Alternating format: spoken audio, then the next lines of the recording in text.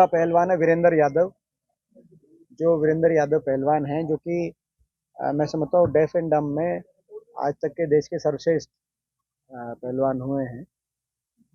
आज उन्होंने भी अपने पद्मश्री लौटाने की बात कही है। कल जो बजरंग पुनिया है, जो आज तक के देश के सर्वश्रेष्ठ पहलवानों में से एक, पदक विजेता पहलवानों में से एक रहे हैं, ओलंपिक में भी और बाकी जगह भी, उन्होंने कल अपना पद्मश्री वापस किया है। ऐसे ही साक्षी मलिक, जो आज तक की इकलौती हमारी मेडल विनर महिला, ओलंपिक विजेता महिला कैटेगरी में पहलवान रही हैं, उन्होंने भी जो संन्यास की घोषणा करी है।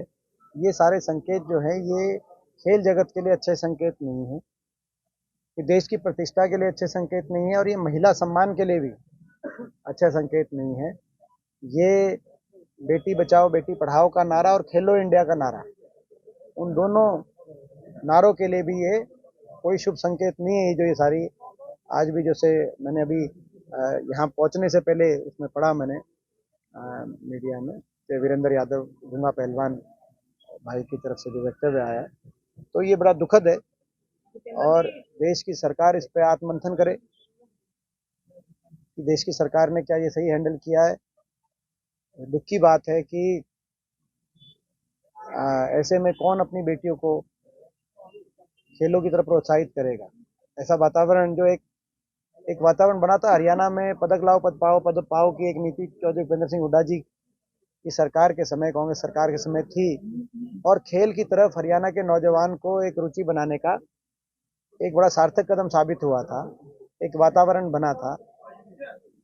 आज अपनी बेटियों को कौन, लोग क्या जो है हिचकेंगे नहीं, सरकार सोचे इस बात में। ये बड़े दुख की बात है कि नारा बदल गया सरकार का। चाहे वो संदीप सिंह खेल मंत्री हो, वो आज भी मंत्री हैं, चलो उनके महकमा ले लिया संदीप सिंह, उन पे भी इस तरह के आरोप लगे, मगर मुख्यमंत्री जी ने जो है उस पर क्या, क्यों अन्याय कर रहे हैं उस पर। एक निष्पक्ष जांच की बात करी गई थी, निष्पक्ष जांच जब तक कोई सत्ता में हो और सरकार ही कहे कि इनको नहीं हटाएंगे, तो यानी कि आपने क्लीन चिट तो दे ही दी, फिर जांच अधिकारी क्यों आगे कार्रवाई करे। तो वहां से लेकर और इस मामले तक ये सारे जो है बड़े दुर्भाग्यपूर्ण घटनाक्रम। दुष्यंत चौटाला की या जेजेपी पार्टी की बात है, उनका तो मैं समझता हूँ जनाधार समाप्त हो गया, और हरियाणा में उनकी जो चाबी थी, वो उनकी चाबी फेल होगी, और उनकी दुकान पे ताला लग गया। वो अपनी दुकान पे ताला उस चाबी से खोल नहीं पा रहे। वो उस चाबी को लेके राजस्थान गए, राजस्थान भी उस चाबी से कोशिश करी उन्होंने, वहां भी कोई ताला राजस्थान में खुला नहीं, और ऐतिहासिक वहां पे, क्योंकि लोगों को ये पता चल गया कि ये विश्वासघाती लोग हैं। इस पार्टी का काम और कार्यशैली विश्वास देश में राजनीतिक विश्वासघात का प्रतीक है। इन्होंने पहला विश्वासघात किया अपने मतदाता के साथ, कहा कि जमुना पार जाके बना दी बीजेपी की सरकार।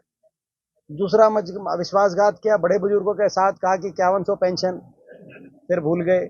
फिर युवाओं के साथ कहा कि 75% प्राइवेट में हरियाणा का बच्चों को रिजर्वेशन, वो भी पूरा नहीं करा पाए। जब पिछली बार मैं आया था तब ये बात आई थी, आप लोगों ने बाइट ली थी इस पे। चौथा, फिर इन्होंने विश्वासघात किया किसान आंदोलन में, कहा कि वापस नहीं होंगे, काले कानून हो ही नहीं सकते, कोई प्रावधान नहीं है। उसके एक हफ्ते के बाद प्रधानमंत्री जी ने आके वापस कर दिए।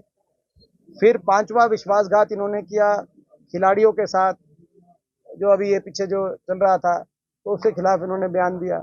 उससे पहले इन्होंने अपने परिवार और पार्टी के साथ क्या किया, वो मैं कहना नहीं चाहता, उनका अपना विषय है। ये एक उत्तर प्रदेश में कानपुर जिले में एक दुकान है, उसके दुकान का नाम है ठग्गू के लड्डू।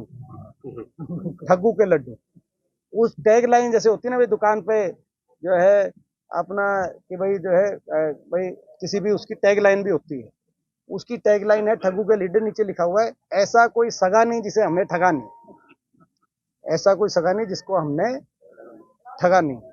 तो ऐसा कोई सगा नहीं जिनको इन्होंने ठगा नहीं। अब हरियाणा के लोग हाथ जोड़ रहे हैं इनसे कि भाई ठीक है, बहुत हो गया। अब हरियाणा के लोग ऐसे विश्वासघात करने वाले लोगों को, जिन्होंने हरियाणा के युवा का भविष्य को बिगाड़ने का काम किया, और इस राजनीतिक जो अन्याय जो हरियाणा में चल रहा है उसमें अपना योगदान दिया, लोग माफ करने वाले हैं।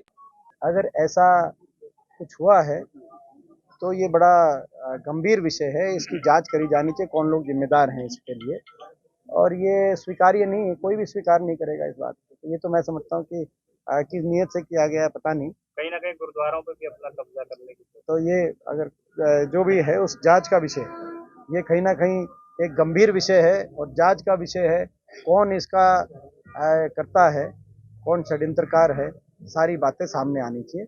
अगर ऐसी बात हुई जो आपने जानकारी दी, ऐसी बात हुई है, मैं एक बार कंफर्म करके और